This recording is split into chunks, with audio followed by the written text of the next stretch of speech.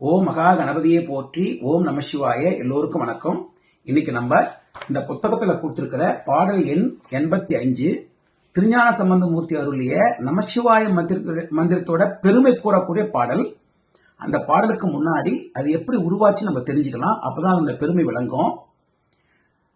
திருஞான சம்பந்தமூர்த்தி சின்ன குழந்தையா இருந்த போதே சீர்காழியில சாட்சாத் அம்பாள் அவருக்கு ஞானப்பால் கொடுத்தாங்கன்னு நிறைய பேர் தெரிஞ்சிருக்கும். எப்படி முருகனுக்கு கொடுத்தாங்களோ அதே போல திருஞான சம்பந்தமூர்த்தி முருகனுடைய அம்சமாவே கூறப்படுகிறார். அந்த நாளிலிருந்து திருஞான சம்பந்தமூர்த்தி நிறைய அற்புதங்கள் நிகழ்த்தியிருக்கார். அப்படியாப்பட்ட திருஞான சம்பந்தமூர்த்திக்கு அவருடைய பெற்றோர்கள் கல்யாணம் பண்ணி வைக்கணும்னு நினைக்கிறாங்க. ஒரு நல்ல சிவ குடும்பத்திலிருந்து பெண்ணையும் பார்க்கறாங்க. இது சிவனோட சித்தம் சொல்லி நம்ம இவர் ஒத்துக்கிறாரு. அந்த பொண்ணோட பேர் மங்கை நல்லாள். ஆச்சால்புரம் என்ற கோவில தான் இந்த திருமணம் நடக்குது.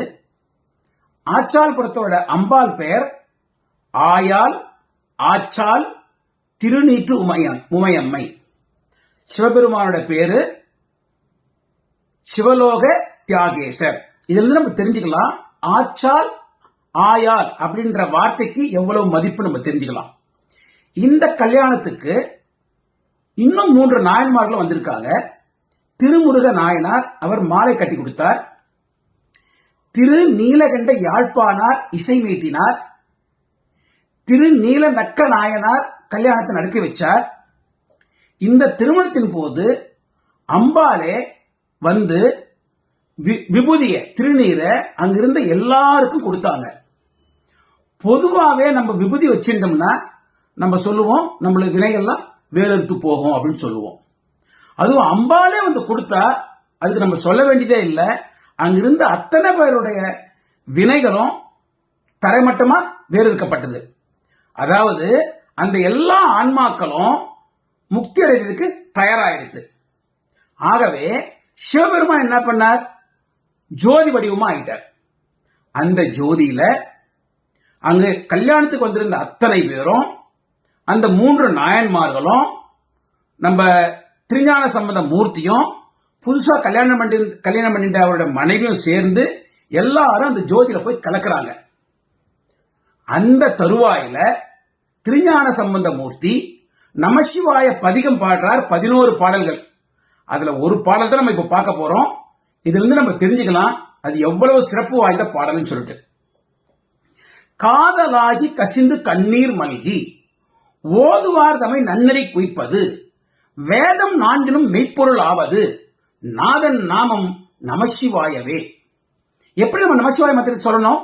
காதலாகி கசிந்து கண்ணீர் மல்கி, நம்ம அன்பு பெருக மனம் உருகி கண்ணீர் மல்க நமசிவாய மந்திரத்தை நம்ம சொல்லணும்.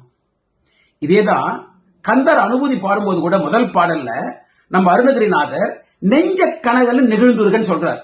நம்ம மனம் இருக்க கல் மனசு கனமான கல் போல் இருக்கு, அது உருகணும்ன்றார். வள்ளலார் பெருமான் என்ன சொல்லிருக்க எல்லாருக்கும் தெரியும். வாடிய பயிர்களை கண்ட போதெல்லாம் வாடினேன்னு சொன்னார். அன்பில் அகப்படும் மலையே அப்படின்னு சொன்னார். அவர் ரொம்ப எளிமையா தெரிஞ்சுக்கணும்னா எல்லாருக்கும் தெரிஞ்சது என்னது? மகாபாரதம். அதுல சகாதேவன் மனசுக்குள்ள அன்பினால பரம்பொருளாகி கிருஷ்ண பரமாத்மையை கட்டி போட்டார். எல்லாருக்கும் தெரியும். அதுதான் அன்புக்குரிய பெருமை. அன்பினால நம்ம வணங்கும் பொழுது கடவுள் நம்ம தேடி வந்துருவார்.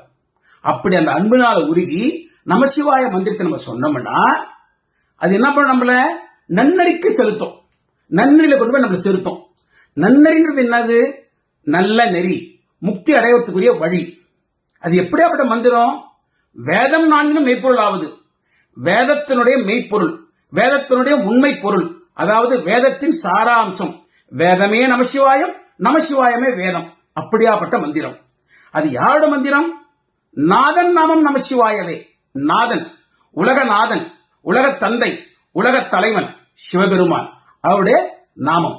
அப்படியாப்பட்ட சிவநாமத்தை நமசிவாய மந்திரத்தை மனம் உருகி நெஞ்சு உருகி கண்ணீர் மல்க நம்ம சொல்லும் போது நம்ம சிவபதம் நல்லபடியா அடையலாம். அவர் நம்ம கூடவே இருப்பாரு, நம்மளோட வினைகளை வேறெடுத்துருவார். அப்படியாப்பட்ட மந்திரம் தினந்தோறும் சொல்லுங்க சிவ மந்திரத்தை, ஓம் நமசிவாய மந்திரத்தை. காதலாகி கசிந்து கண்ணீர் மல்கி ஓதுவாதமை நன்னறி குய்ப்பது வேதம் நான்கினும் மெய்ப்பொருளாவது நாதன் நாமம் நம சிவாயவே. திருச்சிற்றம்பலம்.